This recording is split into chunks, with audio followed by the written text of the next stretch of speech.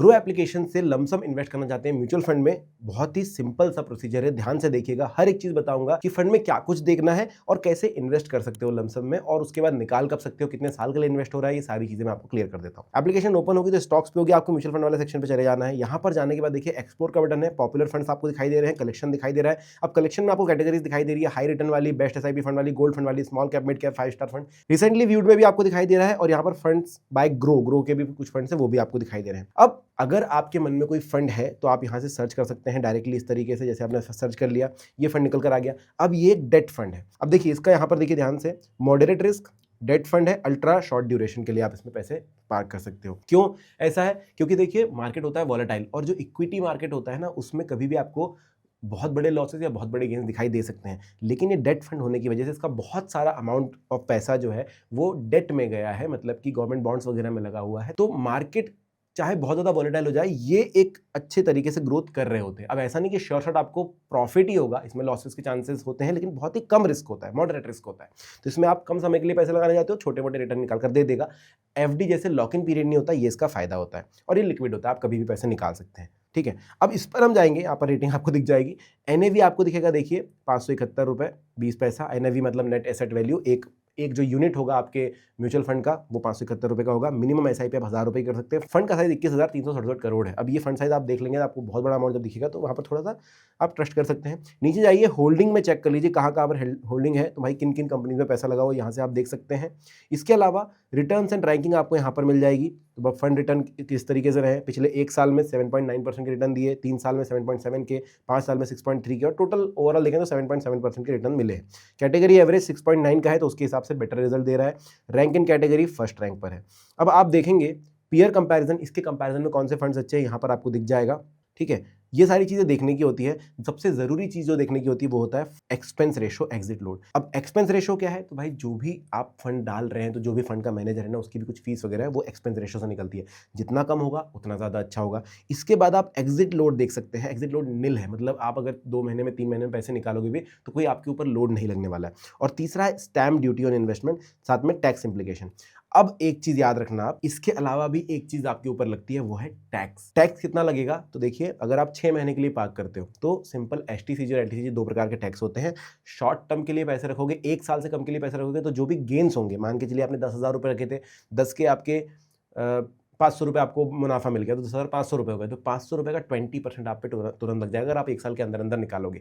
1 साल कंप्लीट होने के बाद पैसे निकालोगे तो 500 रुपये पे कोई टैक्स नहीं लगता, लेकिन 1.25 लाख रुपए तक का प्रॉफिट है उस पर कोई टैक्स नहीं लगेगा। उससे ऊपर अगर प्रॉफिट होता है तो आपको टैक्स लगेगा, वो भी 12.5% लगता है ऊपर के अमाउंट पर। तो ठीक है, 1 साल से ज़्यादा रखने के हिसाब से यहाँ पर आ सकते हैं आप। इसके बाद इसको हम बंद कर देंगे।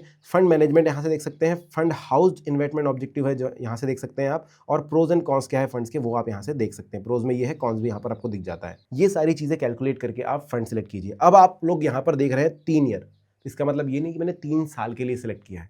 पहले ही कहा था कि जब आप म्यूचुअल फंड में इन्वेस्ट करें तो आप कुछ चीज खरीद रहे हैं, ये एनएवी यूनिट्स आप खरीद रहे हैं, जितना समय चाहे आप होल्ड कर सकते हैं। आप 1 महीना चाहे 1 महीना होल्ड कीजिए, आप 6 महीना चाहे 6 महीने होल्ड कीजिए। ये सिर्फ 6 महीने में दिखा रहा है कि पिछले 6 महीने का परफॉर्मेंस कैसा था, पिछले 5 साल का परफॉर्मेंस कैसा था। अब वो लोग बोलते हैं यहाँ पर 7 ईयर्स क्यों नहीं लिखा है, क्योंकि ऑल आप देख लीजिए, जब से वो फंड बना है तब से लेकर के ये सारा का सारा आपको दिखा देगा, तो इसमें हिस्ट्री आपको पता चल जाती है। ये हिस्ट्री है, आगे भी ऐसा होगा इसका भरोसा नहीं होता।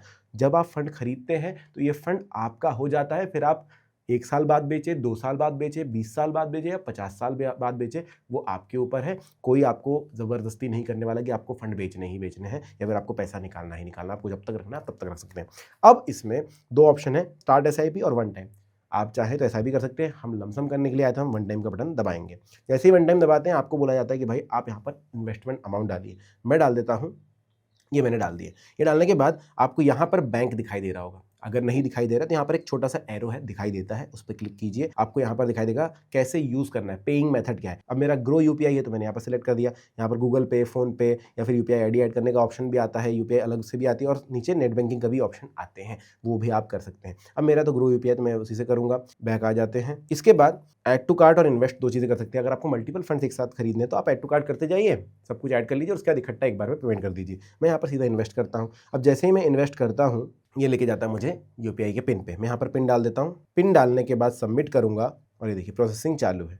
अब आपको सबसे ज़रूरी चीज़ समझने की है, वो क्या है वो बताता हूँ।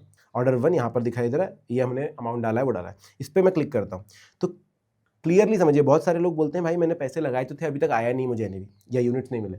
सिंपल है, पेमेंट कंफर्म हुई है, order to be approved by exchange, और कब तक कंप्लीट हो जाएगा, तो देखो एक्सपेक्टेड एनएवी डेट जो है 3 नवंबर की रहेगी, क्योंकि आज जो है फ्राइडे है। फ्राइडे के दिन मार्केट बंद हो चुका है, अभी 5:30 बज गए हैं, तो अब जो मार्केट खुलेगा यानी कि मंडे, तब की एनएवी लगेगी 3 तारीख की, और 6 नवंबर को कंप्लीट होगी, कि 2 से 3 दिन लगते हैं प्रोसेस करने में, सारी यूनिट्स आपको मिलने में। 3 तारीख को जो भी प्राइस रहेगा, अभी कितना 517 रुपए था ना, कितना देखा था हमने, 571 रुपए 20 पैसे, हो सकता है 3 तारीख को कुछ ज़्यादा या कम हो, उस हिसाब से आपको एनएवी मिलेगा, उस हिसाब से आपको यूनिट्स मिलेंगे, और 6 तारीख को ये कंप्लीट हो जाएगा। और 6 तारीख को आपको यूनिट्स आपके पोर्टफोलियो में दिखाई देंगे। कहाँ पर दिखाई देंगे? ये जो डैशबोर्ड है यहाँ पर दिखाई देंगे, कि यहाँ पर होल्डिंग आपकी बढ़ जाएगी ऑटोमेटिकली, और सारी चीज़ आपके पास आ जाएगी। जितने समय तक होल्ड करना है होल्ड कीजिए, जब चाहे आप निकाल सकते हैं। अब अगर आपको कोई क्वेश्चन है तो आप कमेंट सेक्शन में मुझसे पूछ लेना। वीडियो अगर पसंद आया तो लाइक, शेयर, सब्सक्राइब जरूर कर देना। Thank you.